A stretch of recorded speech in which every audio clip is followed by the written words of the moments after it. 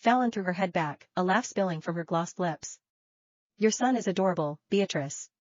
She dragged her gaze up and down my frame.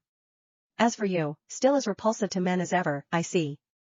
I locked eyes with her. A cold smile stretched across my face.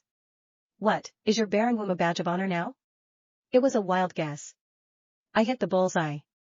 The color drained from Tristan's face. The muscle in his jaw ticked. One day, Beatrice, he ground out, syllables snapping like dry twigs. Get his papers ready.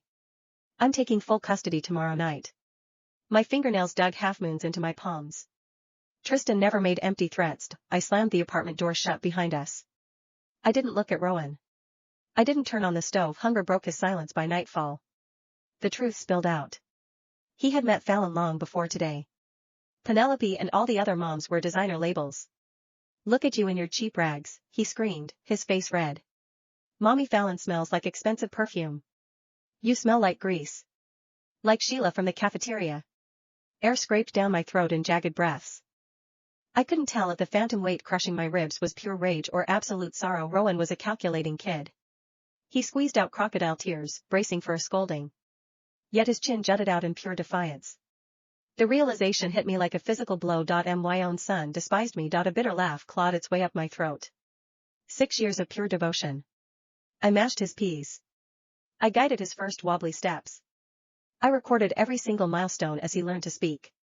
All of it erased by a single encounter with Mommy Fallon. He actually gave her my title.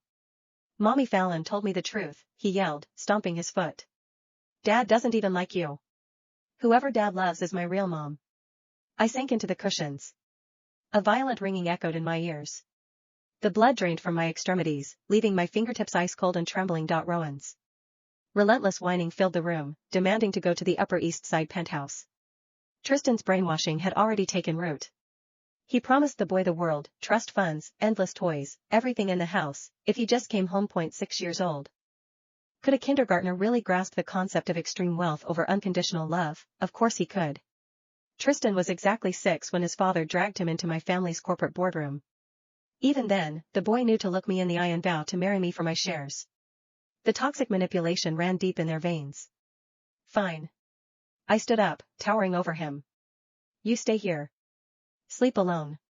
No bedtime stories.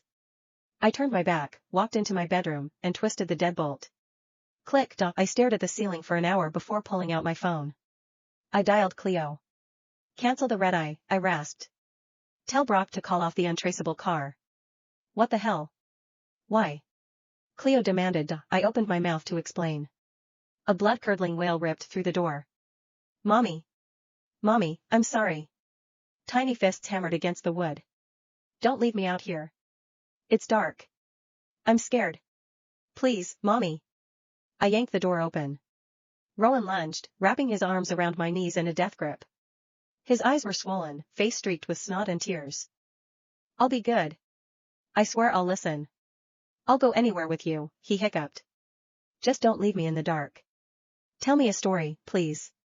Brock's heavily tinted SUV sped through the city streets. Rowan lay slumped across my lap.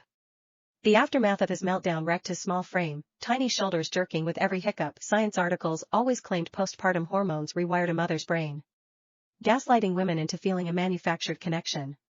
I always scoffed at that.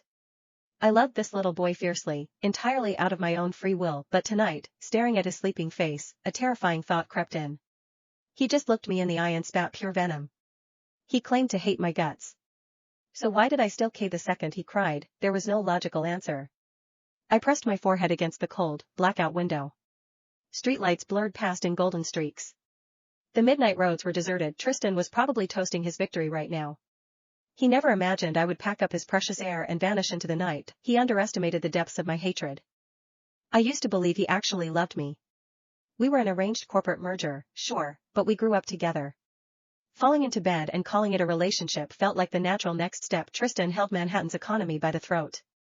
Yet, everyone knew him as the billionaire obsessed with his fiancée. Give this contract to Beatrice. Apologies, gentlemen. My girl said no. What can I say? If she throws a fit, I'll have to buy a few skyscrapers just to demolish them and make her smile. Then my parents died in that crash. He flipped like a switch. The revolving door of women started. A walking red flag. I heard him talking one night. Perfect timing for them to drop dead. I got bored months ago. I only played the devoted boyfriend for the family trust fund. The absolute destruction of my family. He called it perfect timing. My lung seized at the memory. A violent tremor wrecked my hands, but all of that ended tonight. Once this plane left the tarmac, my past stayed in New York.